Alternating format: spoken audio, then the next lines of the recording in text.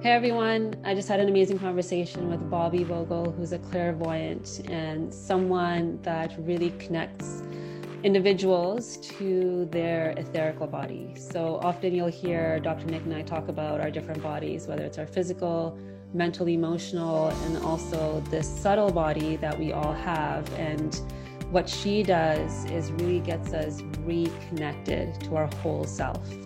And she shares her own story of what brought her into this realm of medicine that I think is the way of the future. And, you've heard me often talk about trauma and stress and all the different things that impact our physical body. And I think it's so important to understand how energy and vibration and the words that we use and the stories that we tell ourselves, how they really do transform this etherical body, which then transforms into our physical body and shows up as disease. So enjoy the conversation. I had such a fun time interviewing her, and we will definitely have her back on the podcast so Dr. Nick can also ask his questions, and she has so much wisdom to share with us. So enjoy.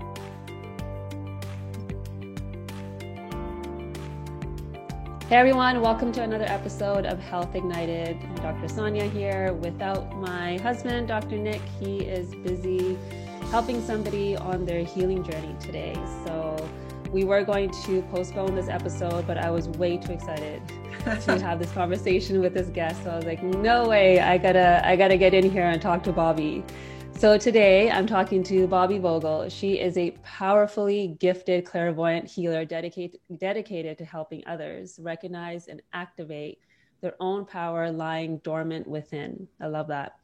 She founded Etheric Medicine, where she leads both private and group sessions. And in her sessions, Bobby connects directly to spirit and channels what is necessary to clear stagnant energy triggering disease within the body. Through her work, Bobby passionately helps others connect to faith and return to their own power so they can step forward into a life of purpose and abundance, bridging the gap between spirit science and medicine. So welcome, Bobby. It's so nice to have you here. Yeah, fun. Thank you. I love the work that you do. And, growing up in a Indian community, talking about spirit and talking about that other realm and the subtle body, it's just normal for me. And having my own experiences growing up with this other realm and really understanding that we're not just our physical form, that we have this mental body, emotional body, and subtle etheric body, it just all kind of made sense to me. So what I'd love to hear from you is what your story is. Like, what drove you to really embracing this type of medicine and really understanding that the whole world needs to understand what this is? Gosh, so I will bottom line how I ended up here, but because I've had a million lives within a life, like many of us, right, connected to spirit. But what really brought me to my knees, brought me to faith, I like to say, is I was a top producing real estate agent in the Bay Area. I moved down to Venice Beach from the Bay, and everything fell apart. Long story. I adopted a special needs child when he was 14 months, who was then 12 at the time. Just anything that could have gone haywire did. I had to, leave my car in a parking lot, my Mercedes Benz, and I got evicted. And right before eviction, I had a suicide plan. And, I was saying one day, literally in my room, can we swear on here? Yeah, you can say whatever you want. I literally, booger crying. And I said, God fucking help me. And I wasn't yet really connected. I was like kind of on and off, but when my dad was killed in a car accident when I was 20, I was like, and so I said, help me. I heard myself say that, and I said out loud. So this is a Wednesday, and I was like, I was going to leave the planet on Monday, completely prepared to. And I said, if I'm supposed to stay here, then I need a really big sign, because I'm so depleted. Both my parents are on the other side. I had no, family there, nothing. I was scared. I couldn't eat. People were leaving food on my, their Jenny Craig meals. And it was crazy. Like, people used to call me Midas in the Bay Area, because I just so effortlessly was connecting people with homes and homes with people. And so it was shocking for me. And I used every tool I knew to use throughout my life. My survival kit, right? Wasn't working. And so I said, God help me. And it's the first time I heard, right, clearly my peeps, I call them my peeps, my guides. And in the moment, it wasn't strange to me. It was just was, right? It just was normal. And I heard them say, you still have healing to do. And I said out loud to them, I heard my human voice, right, say, I was like this, and I said, I just don't know what it is. I'm not trying to renege. Please show me. Please help me, lead me to it and through it. And that's what I share with people in my, in sessions and my course. Everything is like, you just have to ask, just like I did, and then you ask and you receive, right? And I had no idea what was unfolding. I was pre-med when my dad was killed. I was, pre-med, and then I ended up being a paramedic in Chicago and Oakland, and then got into real estate, all these different stories. But I didn't ever know or plan to end up here. It's just that I just kept asking, please lead me to and through whatever it is I'm supposed to heal and towards life purpose. Because, I ended up finding Agape a few days later because I said, you got to show me a big sign. That big sign came, long story short, and it changed my whole life.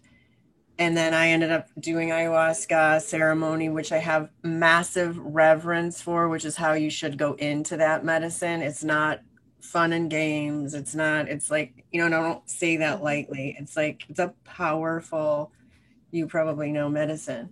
Changed my life. And then one thing led to another, and I got connected to my gifts through Akashic Records. And then one day, literally, I started realizing I was doing sessions out of my house and still trying to revive my real estate career, because I was like, I never, I thought healers had to be poor, right? And I didn't want to sign up to be poor again because I had made it out of that by renovating houses. And I realized, wait a second, everybody that Spirit's bringing me, because they said they would, because I asked them, I'm like, how do you advertise for this? This is not like how you advertise for real estate or any other thing. It's like, and I'm supposed to tell people that I hang out with you, and and you give me information. I was shy about it. And it's funny because every podcast is so different, or every summit Spirit has me talk about whatever is relevant. So I guess this is relevant. And so I realized people were having illnesses unexplained by Western medicine. And I at first was intimidated by it because I was like, how do I help them? Tell me, how do I help them? And they started showing me what I now know is the etheric body. So I'm spirit taught. I've never, I research what I'm told to research and I take in, but I rely solely on spirit to teach me what my soul signed up to learn, right? To know. Well, I already know it all. They're just refreshing my memory, right? Like all of us, it's all we have to do is we're already connected. We're just limited by our human mind. So I'm like, all right, what did I sign up for? Give me the tools. I'm ready for the tools. And that's one of this woman with level 10 plus pain showed up. She had won a raffle at my stepson's school, and she was doubled over, young person, mother of 2, and they were about to cut out her bladder. And because nobody could figure out what was wrong. And, she had gained a lot of weight, depressed. It ran their family's life. They were a military family. And I asked, how do I help her? And her grandmother on the other side showed up, which was I was like, wow, and she started telling me and helping me and describing all the emotional wounds that were the density that was creating this pain in her bladder. And of course, it's amazing to think about. But at the time, I was like, oh, well, of course. I mean, that makes perfect sense, right? Like, those are just emotional wounds, like, making this density in your light body that's now duplicated right into your physical. And that's when they taught me, a lot of us, I think now, which is wonderful, but when I first started doing this, etheric medicine, that's what Spirit gave me the name. Nobody had heard of it. But the truth is, our soul comes in our etheric body, our light body, and our physical body is the hologram of it. It's not the other way around. We all think if we heal this thing, this beautiful, brilliant thing, we're good, right? But everything comes through the etheric first. People talk a lot about past lives. So the trauma of a past life still resides in the etheric. It stagnates, then it turns to density, because cancer is, I say density called cancer. It's all begins in the etheric body. And I'm taught this, and I know this because I watch people heal from it, and other things, autoimmune, all kinds of stuff, by first accepting that we're light bodies and we need light. So Spirit taught me 5 years ago this beautiful breathing the light exercise that we can talk about. But basically, back to her, they taught me and described, and I started re-witnessing what she had experienced that created that wound. For some people, that's necessary. Not everybody. We don't all have to, even know how it got there to clear it. So we dismantled. They taught me, literally handed me. Suddenly, I was flanked by two spirit doctors, and they were handing me tools and teaching me what to do.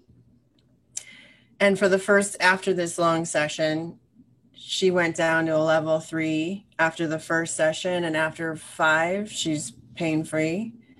And lost a ton of weight and is living La Vida Loca somewhere now, and with her kids. And there's story after story like that, but it's incredible to know that we have the power to heal our bodies, and that there's a beautiful, brilliant space that I'm shown that looks to be like this big, that is an overlap of the physical and the etheric. And within that space are the meridians and all these other, systems. But they've taught me about the meridians and how to relight them and the importance of that.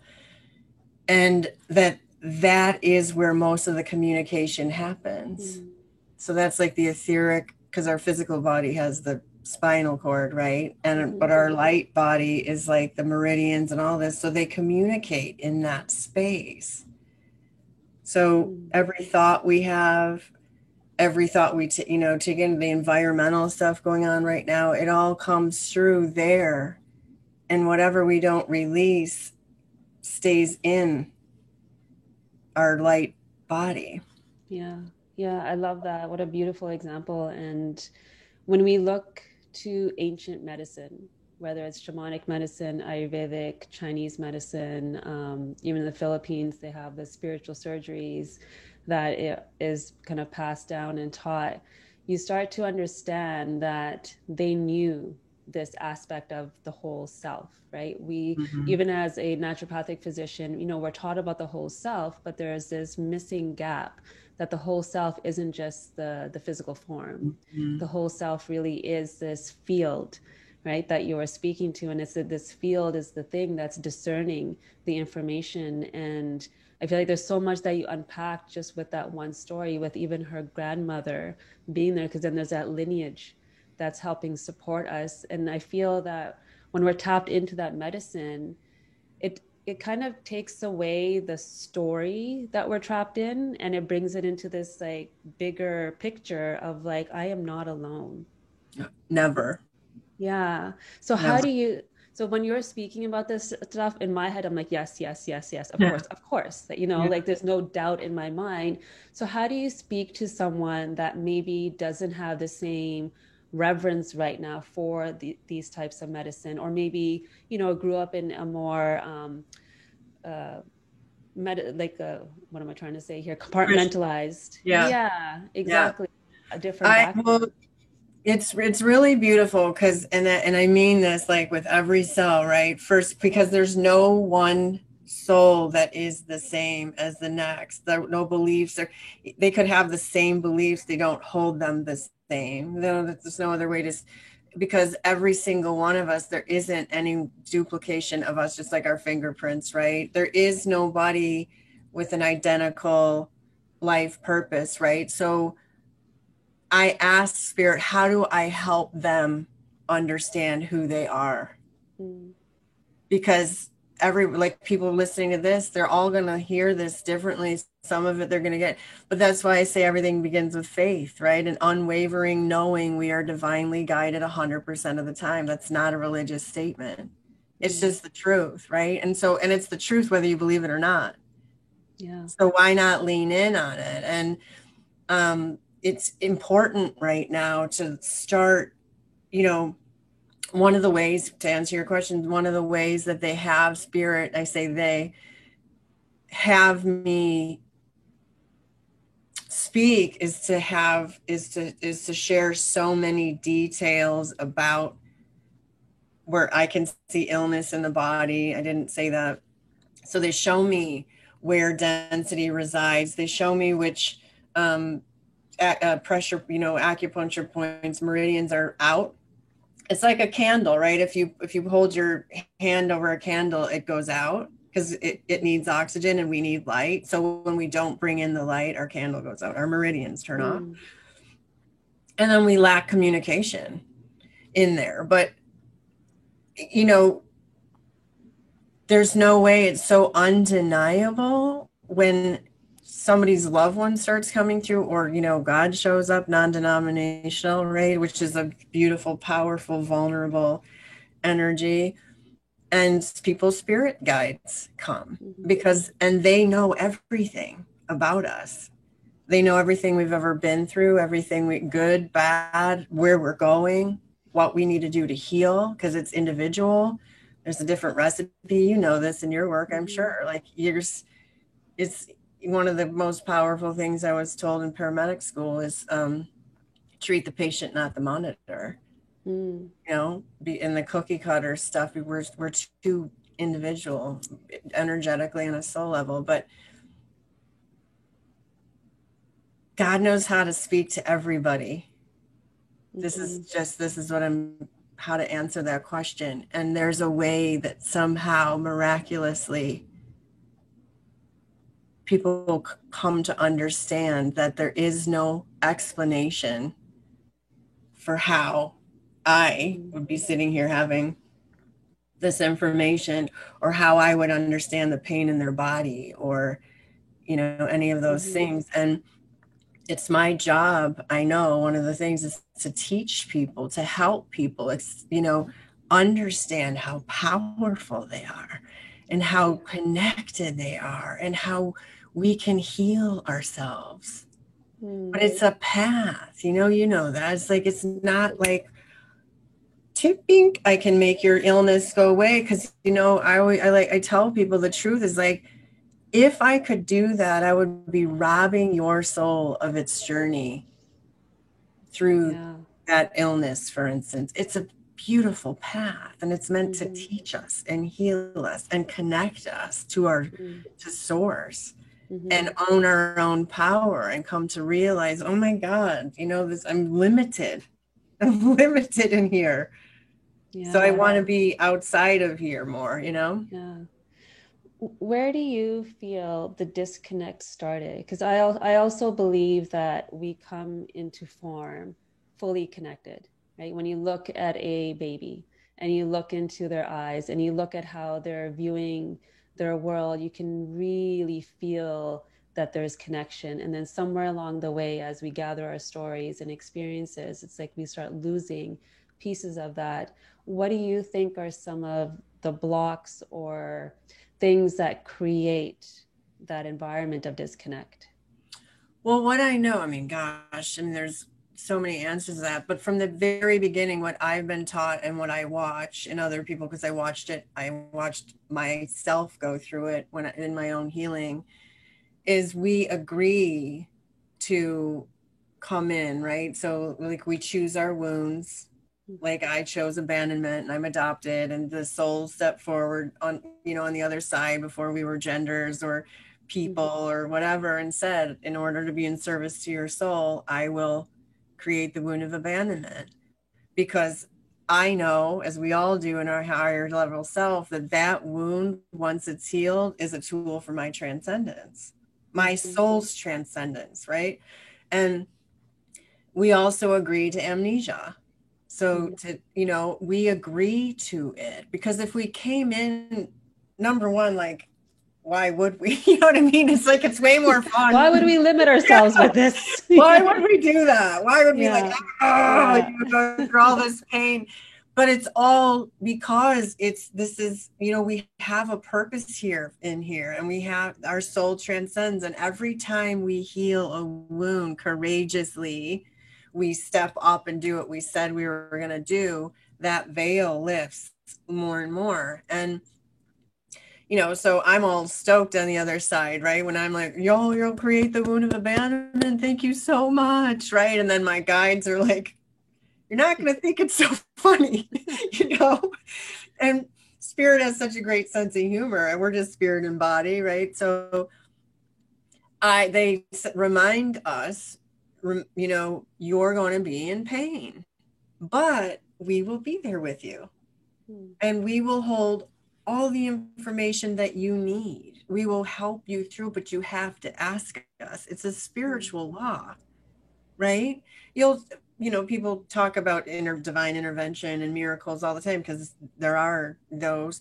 Imagine if these coincidences or these miracles just happen. Imagine how powerful life would be if you actually asked for them. Yeah. And this is what we're needing to do right now. But something you said about babies, right, coming in and not understanding yet, not internalizing experiences like that yet. I know the same, like I help people cross over all the time, and then I talk to spirit all the time. I know it's phenomenal to be taught and experience when a soul is leaving physical form. They are immediately, most of the time, there are exceptions, they're reconnected immediately with their higher self, and the pain is gone, the fear is gone, and they immediately start trying to assist or ease the grief. That's what they want to do of the loved one, and that they're just keeping their agreement to leave when they said that they would. And so it's a beautiful thing to witness, is like, yeah, you did it. You did it. Go you, and like Kobe Bryant and his beautiful soulmate. I heard about that. I was doing sessions in Boston when I saw that come on my phone during a break. And of course, at first, my human brain was like, oh my God, because it is out here. It's tragic. But then I immediately felt all my hair stand, and I was like, wow, that's so beautiful that they agreed they weren't leaving without each other. And they came in, look at the powerful lessons that they left. That's right. Yeah, it's, loss and grief. I feel like there's so many layers to it. And when you can really tap into that beauty of it, it shifts the relationship. And I've had several in my life, young people, elderly, a best friend, and watching my grandfather take his last breath, I feel like was the most heartbreaking and most beautiful thing at the same time. Because knowing the work that he had done in his lifetime, and knowing that you do step into this other space of, like, he had freedom from the physical form that was containing him for so long. And, you're right, you can feel then that they're really there to step in to serve you. And traditionally we have prayers that we do to help support the family here to really release and let go, so that we're not keeping keeping them here, because we know that there's that space of elevation that they're gonna, that connection that they're gonna go into. So how do you help, you know, because a mother losing a child, for example, like I've seen that, I've witnessed that, and being a mother myself, that grief, that fear around that, like how do you help support people really understand that within them so that they can heal that Well, piece? yeah, I love that. And that's beautiful that you guys do prayers and things. I mean, it feels so powerful.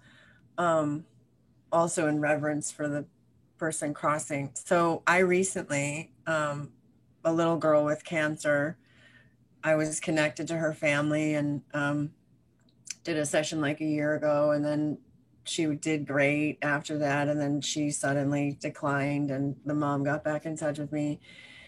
And I helped, I can talk about her because there's a video about it. So her name's Addison. And Addison was in a lot of pain. And so it was beautiful because the night before she left, I was able to relieve her of the pain. Her gut was all swollen or just filled. And so they showed me how to do that. And she communicated with me non-verbally, which is also really, really cool. I work with a lot of non-verbal people and autism and dementia. So she was communicating with me what she needed and how her body was feeling. And I got to, and then I did work with her in the middle of the night. You know, I travel right through the quantum field, and I know it sounds crazy, but I work on people I don't even know, and I remember it in the, you know, and then, but with her, I was able to do that in the middle of the night, not in a session or on Zoom or anything, but I was woken up to go ease the pain in her gut because it was making her pant, and it was elevating all her vitals. And she had hospice at home. She was fine 2 weeks before that, and then all of a sudden she gets sent home to hospice. It was crazy.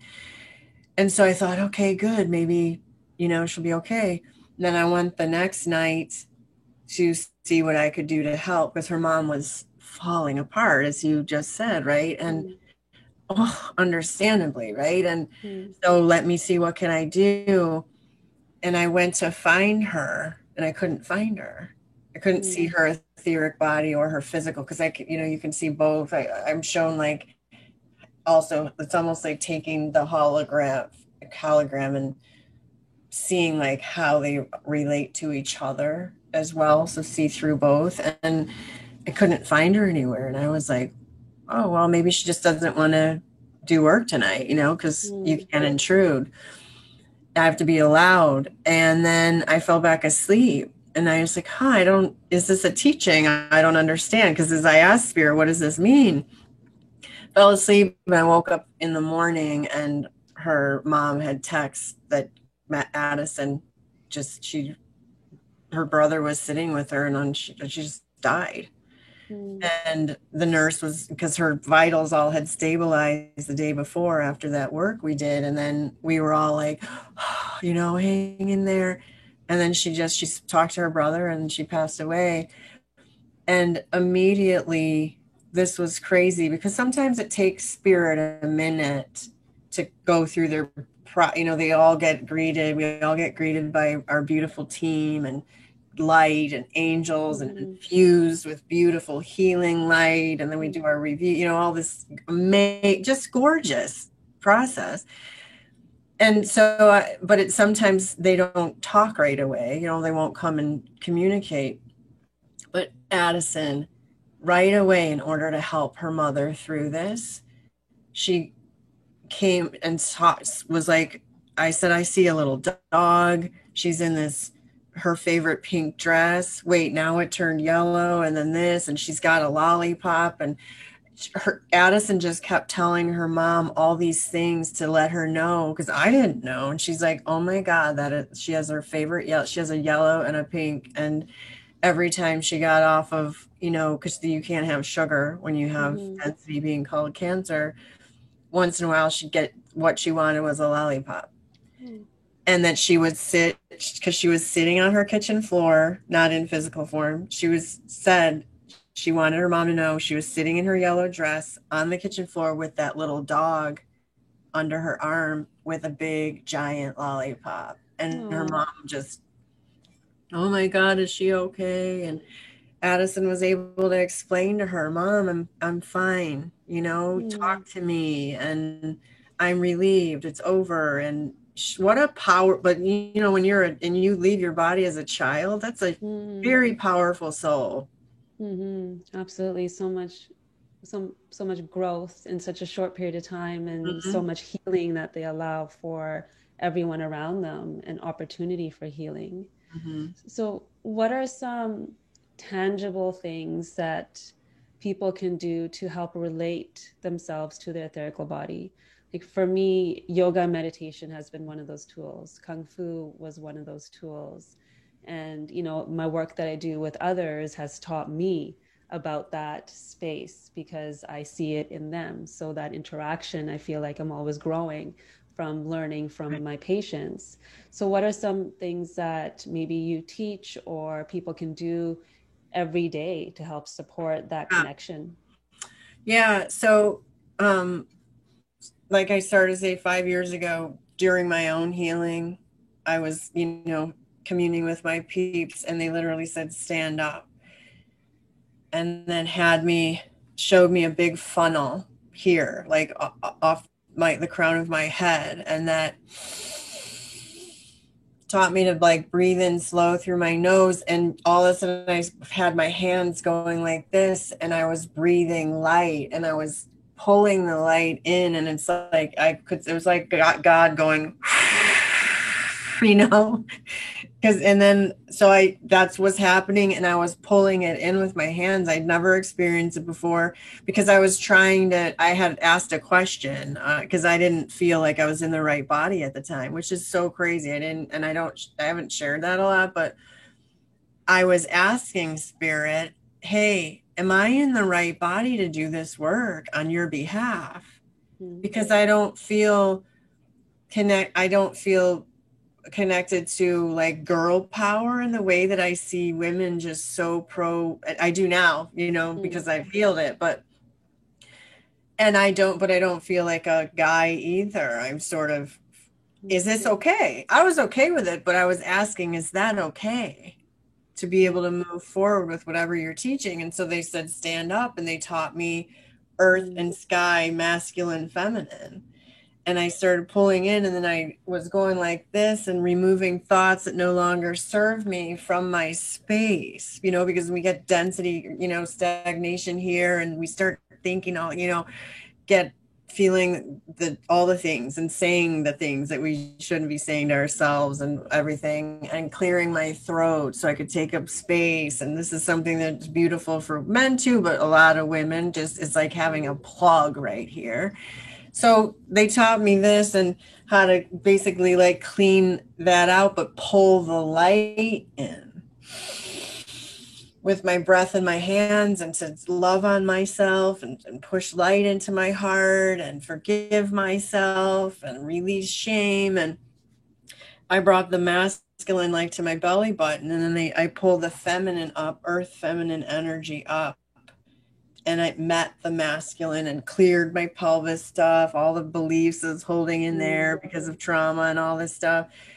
And then it whoosh, connects. Mm. The feminine and the masculine meet right at the belly button, and they swirl powerfully clockwise, very important for some reason. And then I put my hands to my side, and my whole body, was like vibrating. And everything started shifting, and I started doing it every single day. And that was for a few years. And then just like a year or so ago, is like Spirit's like, get out there and record yourself doing it because everybody needs to do this. Uh-huh. Because I was sharing it in my private sessions. I was people with all kinds of, not just illnesses, but people with illness, depression, anxiety. This is amazing for anxiety, because if you remember your etheric body's electrical system, if it's quivering, which most people have, they don't like saying, oh, I have anxiety, because they think there's something shameful about it. But if you can calm your electrical system, then your body can release things and you can think better and you can ask and receive more clearly, right? But when you're in that space, it's really hard to do. So first and foremost, this is the first thing I do with people in a session or groups, because I do group sessions. Just in spirit helps me. Everybody's got their peeps like pushing on their shoulders to like ground them in. It's really beautiful. It's if you just do it for that, it's powerful enough. And then clearing energy and stagnation and all that. And so people are doing it every day. And I've had people run up to me on the beach and be like, oh my God, my mom and I saw that on YouTube and we do it every morning and we feel great and this happened and that happened.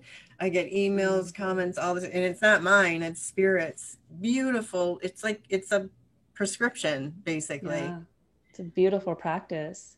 Yeah. And so your question was, you know, how do you start introducing yourself to yourself, right? Because that's basically what your question was for people. How do you connect with yourself first so that you can connect with your guides, right? If you're not showing up, you can't hear them, right? And so this exercise is this also really connecting, because standing there and having enough reverence for yourself and your soul and compassion to be like, okay, here I am, feel a little silly for sure. A lot of people, you know, their ego comes in and they're like in a closet trying to, you know, do it so nobody sees them, you know.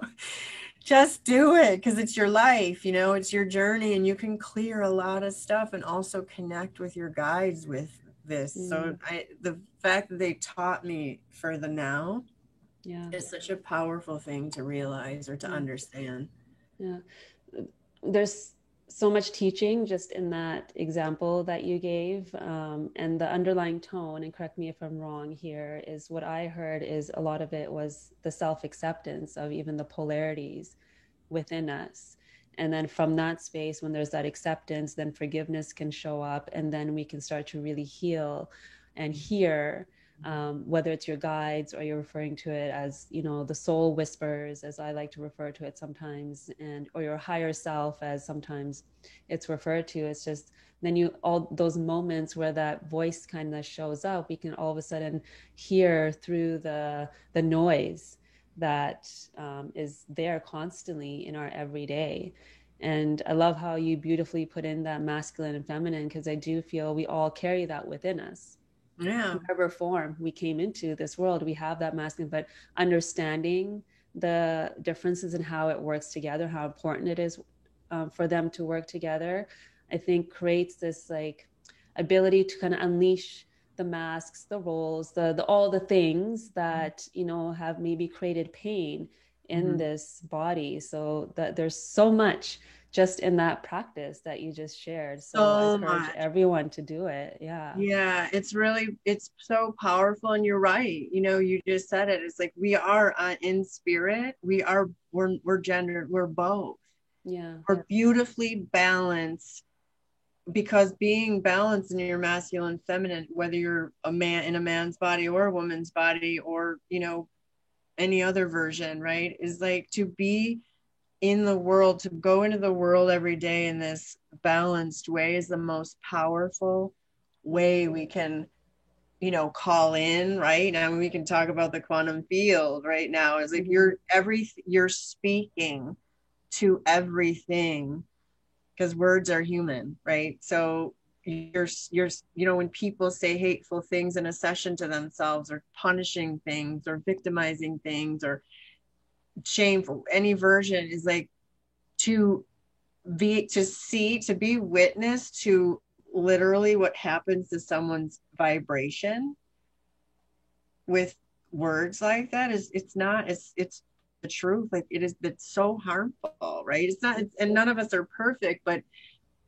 flip it around. If you say something, you're ashamed, say, I'm so proud of myself for, you know, because you can change the vibration just as fast as you send it out, right? You just change it up, you know, don't let it start stagnating or calling to the quantum field of like, oh, you want shame? Because what you're saying is shame, right? Yeah. And, it's been shown now, people will take rice, for example, or a plant and put a word that's harmful compared to a word that will elevate that plant or Yeah. that cup of rice. And you'll see over time, say that plant will flourish and be Oh, green and be growing, whereas the other one, really isn't because of that word and that vibration that's being held by that word. So I think that is so important, what you're oh, just saying right okay. now. Yeah.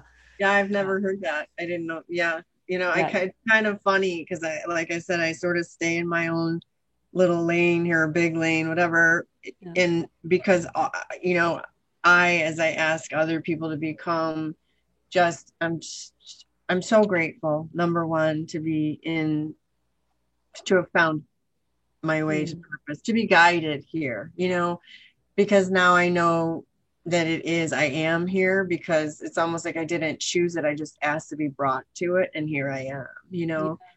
and so I don't hear about these cool things, but it's amazing when I hear stuff like that because it's validating. Mm-hmm. It validates what I've been taught. Mm-hmm. And it's so fascinating to me to know like the truth of these things and how powerful these things are and our intention, right? If we intend to heal, we can. Yeah, If we absolutely. intend to stay a victim to every experience we chose on our soul's own behalf, then we can't heal. You Mm-hmm. can't. I don't know, they're dropping this in now. I know sometimes they run around in circles, but we can't straddle the line. It's like you can't straddle the line of faith. It's like you either have faith or you don't, Mm, right?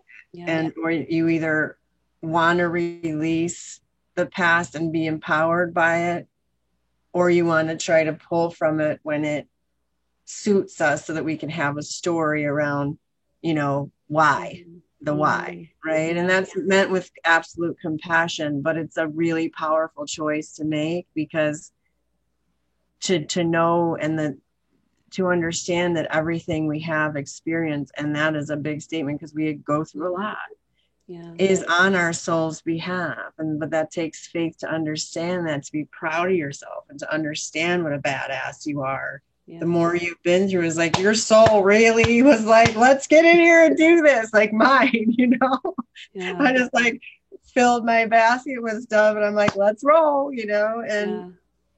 it's a really cool thing to know and to understand so that it's like it brings that forgiveness and you can turn shame into pride, right? Mm-hmm. Easier. Yeah. It brings me into that, space of the pain is always, it's going to be there. Life has pain, but the suffering is a choice. And I often talk about this author, Dr. Edith Edgar. I don't know if you've heard of her. She's a Auschwitz survivor, and she's written a book called The Choice.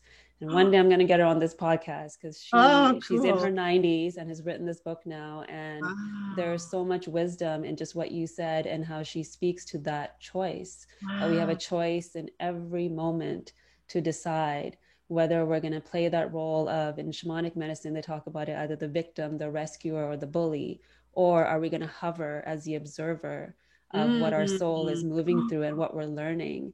And I just think there's, Wow. if we could all understand that, how much that would change our relationships to ourselves, to others, to the world.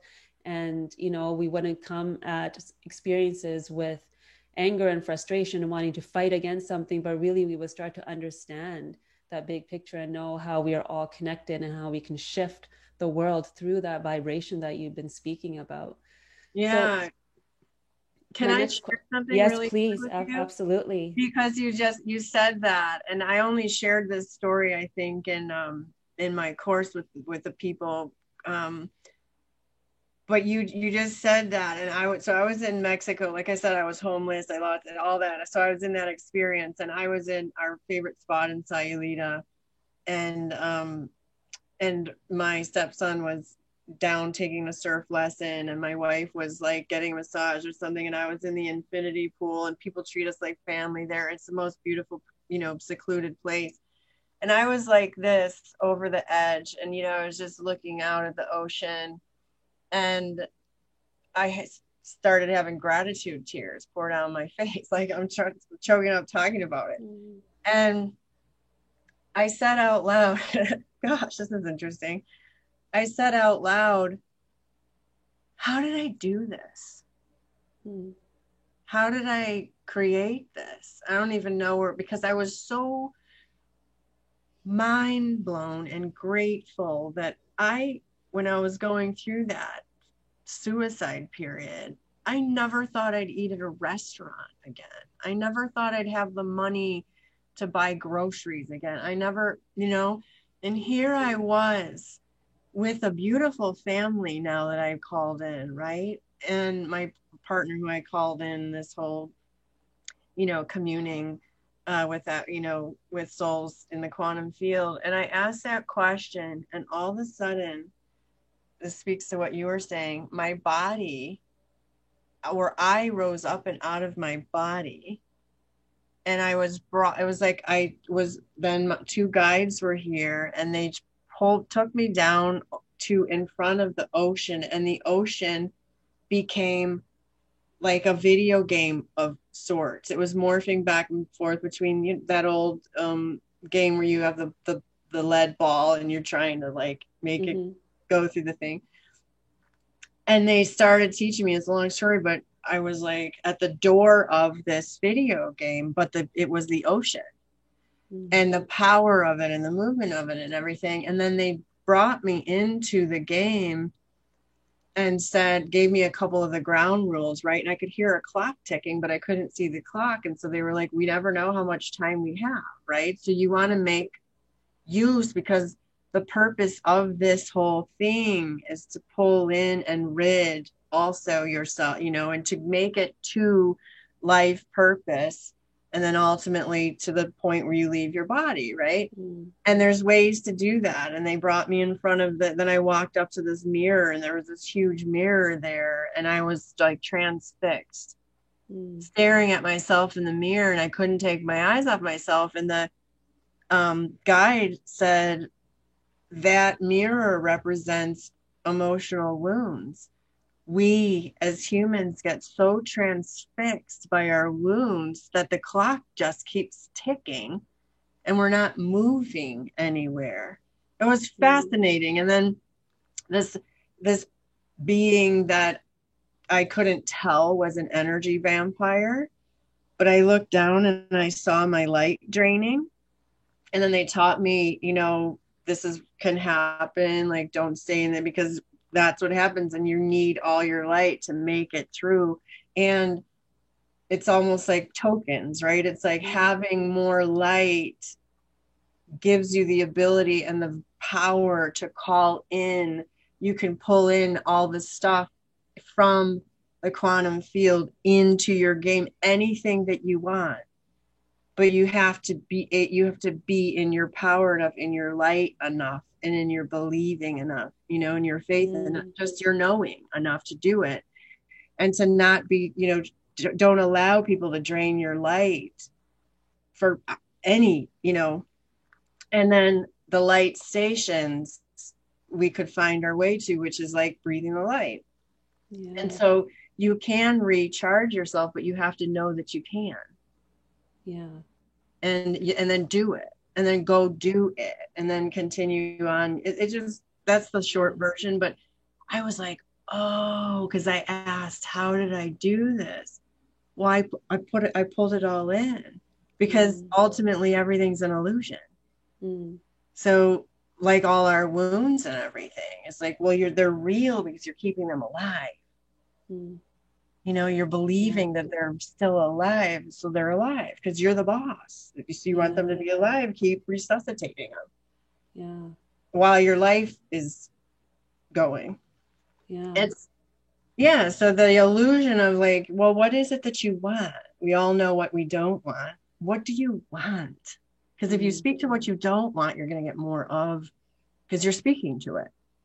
Yeah. It's a vibration. It's still calling to it. So why not call to try it, right? If you don't believe it, try it. Right. If you're new to this or you don't believe this, try calling in your guides. Hey, help me what choice should I make here? Give me some clues, right? And it doesn't mean like a lightning bolt for a yes and a black cat walking under a ladder. For a no. It's subtle. And you were saying Yeah. that it's like subtle energies. We are subtle, we're light beings. Hmm. We don't need a thunderbolt. If we're, Hmm. oh, I heard that. I heard that conversation and I heard what that person just said in line at the grocery store. I just heard Yeah. that in a song. That's my answer. I just, it's incredible. It's an incredible time to be in a body, I think. It really is. There's so much, um, how do I frame this? I think especially in the last 10 years, there's been such a shift in understanding of the subtle realms and how all of it is connected, and more mainstream, maybe call it in quotation marks, conversations around this, which I think is so beautiful because now people are opening up to this idea. And I do believe the more that we do, like I was saying before, it's the thing that's going to take away the judgments, the prejudice, the race, like all the things, the stories that Yeah. we've been working with for so long. I do believe that this is the foundation that's going to create a very different world for generations to come. So I hope this conversation keeps moving in this direction. And Yeah. something that you were saying before about receiving and asking, and something that kind of showed up for me as you were speaking to that is the work that I do with women particularly, is that I notice when we hit a certain place of knowing that healing is possible and that we have potential, all of a sudden the old stories, the beliefs, and especially that belief around our self-worth Mm-hmm. sometimes comes and like blocks something. So Mm-hmm. how do you navigate that with individuals? Like, how do you help them unleash that or express that in a way where they start to really ask for guidance and when they get something, actually receive it? Because I do feel that as humans, we're not good at receiving, or we're not taught to receive. We're not taught to, yeah. We're not, especially women, and that's the beauty of, that breathing the light lesson Mm. for me teaching, because women are so powerful, and Mm-hmm. so powerful. And it just, when you were saying that, there is like in that breathing the light exercise, when I put my hands, and this is for all women right now, and who'd have known, because you brought it up just now, is like when I put my hands at my side, all of a sudden I saw the whole, for as far as I could see, was a circle of women. And I was now holding hands with all the women. And I'd never experienced that. And we were all holding hands together. When I took a deep breath, we all took a deep breath and we started rising, rising, rising. It was so powerful to watch. And then Spirit said, women one day are going to come to understand that they are so powerful that if you wanted to part the seas, you could.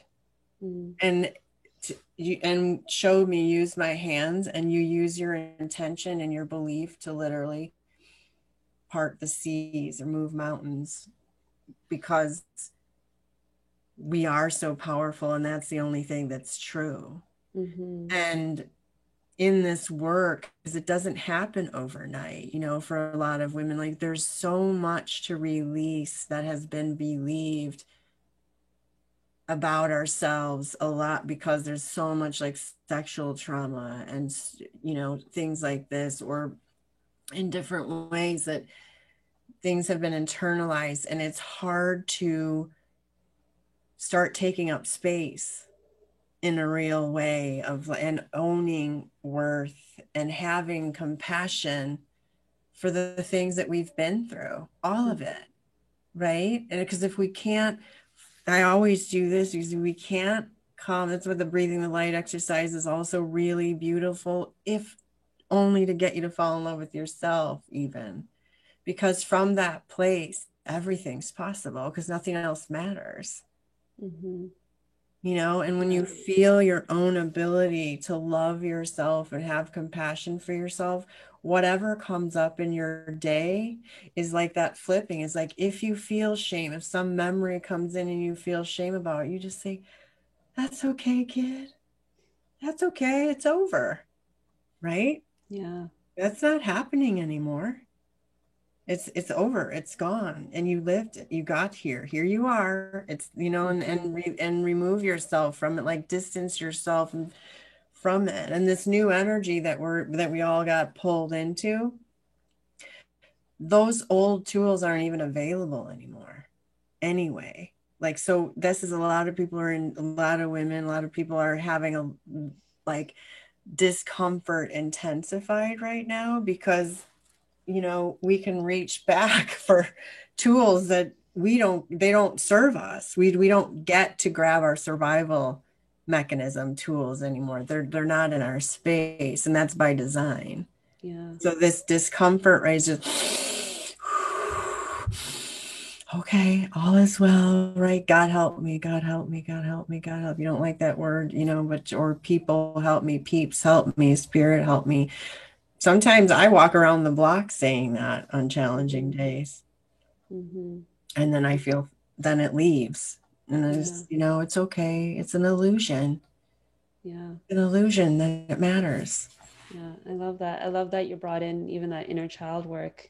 Just recently, I put my picture from when I was about 3 or 4 years old as my, what do you call it on your phone? Yeah, Wallpaper. Yeah. that's So I awesome. see her every time I open my phone. So it reminds me of, yes, the wounds that have shown up in my life and my experiences, but also that smile and that spirit and that faith that that little girl had Yeah. always. And it's a reminder of this adult form that I'm in, that it's okay, everything is temporary. So I loved that you brought that up. Awesome that you did. That's a good idea. That's Yeah. a great idea. Yeah, I just think it's so good for everyone, because when you start to look at your inner child and you start to remember, like, what were the things that brought me joy? It were the little moments that I spent outside, or it was the moments where I, would look at nature or be connected to nature. Those were the things that brought joy. Your screen just froze, actually. Oh, yeah, we're good now. I think yours froze as well. You're back. Okay. Yeah. So Okay. you can hear me Go now? ahead. Yeah, Yeah. okay.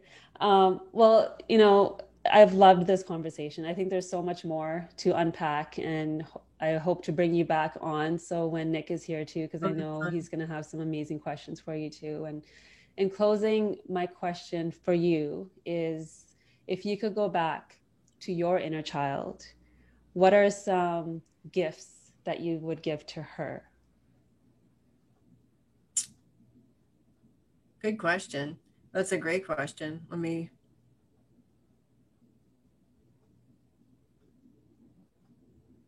Gifts.